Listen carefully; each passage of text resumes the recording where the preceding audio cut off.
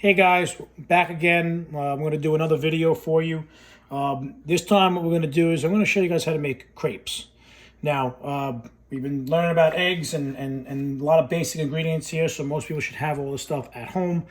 So this is a nice, easy, basic crepe to make that you can do a bunch of things with. I'm going to show you how to do what's called manicotti in the next video. All right, so stay with me for the next one. So in this case, what a crepe is nothing more than basically a French-style pancake. It's very thin. It has no leavening agent in it, which means we should all know that it does not contain any baking powder or baking soda, so they do not rise up. They're going to stay very, very thin. And what's great about crepes is that you could do a bunch of things with them. You can stuff them with cheese filling, which we're going to do, and you can make a savory dish. You can put meat inside them, you can put seafood inside them, or you can go on the sweet side and you can stuff them with various things like whipped cream, mousse, fruit, anything in between. Nutella also works very well, and serve it up as a dessert. So once you make these things, basically same way no matter what, if you're making either a hot, cold, sweet, or savory dish, making crepes are the same thing. So what our ingredients are flour, eggs, as you can see here, some water, right? And preferably water could be cold or cool, not hot or warm. Some milk and some oil. Now, in this case, since I told you we're going to be making a savory item, we're not going to be putting any sugar in this.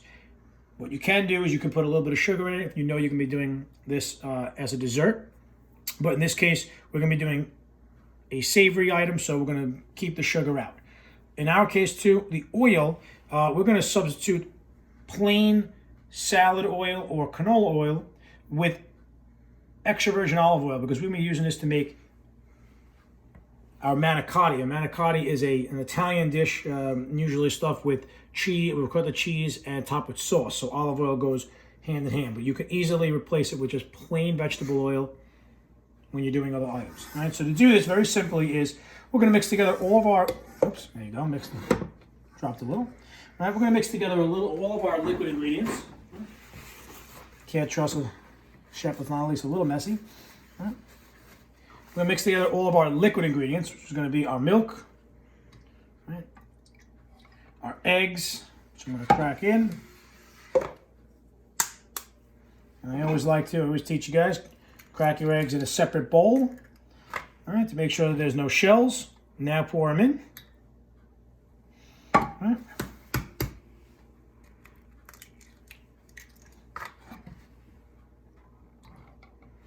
Okay. Along with our water and our oil, which I'll add a little more because I dropped some of it. Okay. Like I said, if you were doing dessert, you would not be using extra virgin olive oil. You would go more of a neutral oil with no flavor.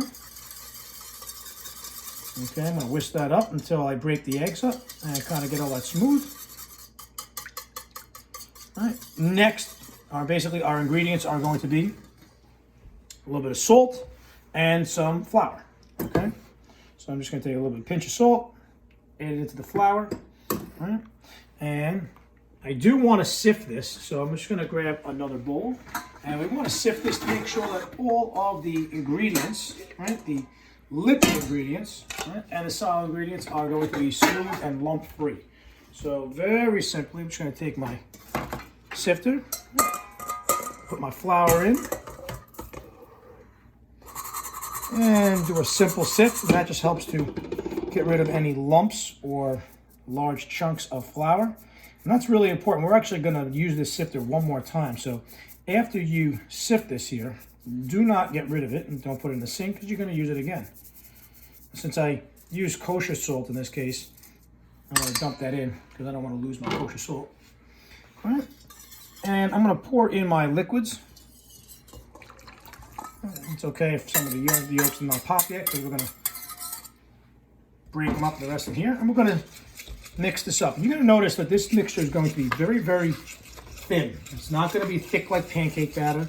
It's going to be more on the watery side. And that's important so you can get a very thin pancake, right? If this batter is thick and very, very,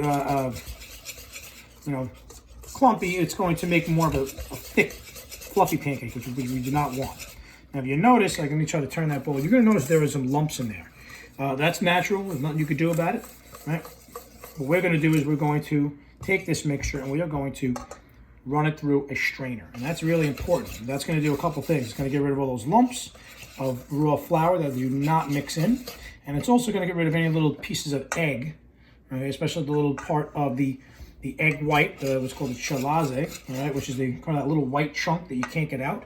And it's going to make this mixture extremely smooth. Right? So I'm going to take this right here, and I'm just going to run it through that same strainer, okay, to get rid of any lumps. Right? And you want to go a little at a time. Don't overload it.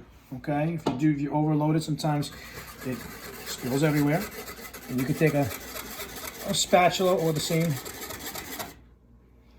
whisk to help it through. And I'm going to show you what this looks like on the back end here. All right.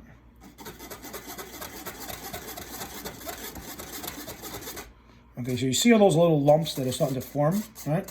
That got strained out. That is really important to get all those out. If you don't get all those out, your crepes are going to look spotty. It almost looks like a Dalmatian. There's going to be all chunks and lumps in it. Not what we want. When you are doing this, if you have a fine mesh strainer like I have here, don't push too hard or else you'll actually wind up damaging the mesh. So just want you to be gentle with it or else you will actually break the tool that you are using. All right?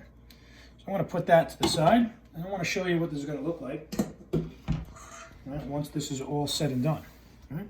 So if you take a ladle, all right, and you'll notice that there's no more lumps, and this should look almost like heavy cream, which is a good consistency. And what we're going to do is we're going to let this sit for about 10 to 15 minutes. That's very important. If we try to cook this right now, they're going to be a little rubbery, right? Similar to kneading dough when we mix this all up, since there's flour, we can form some gluten. So letting this sit for a little while, relax, will be a good thing. You'll also notice after about 15 minutes, it's going to thicken up a little, which we will thin out with a little bit of some water. So I'll see you back here in about 10 minutes.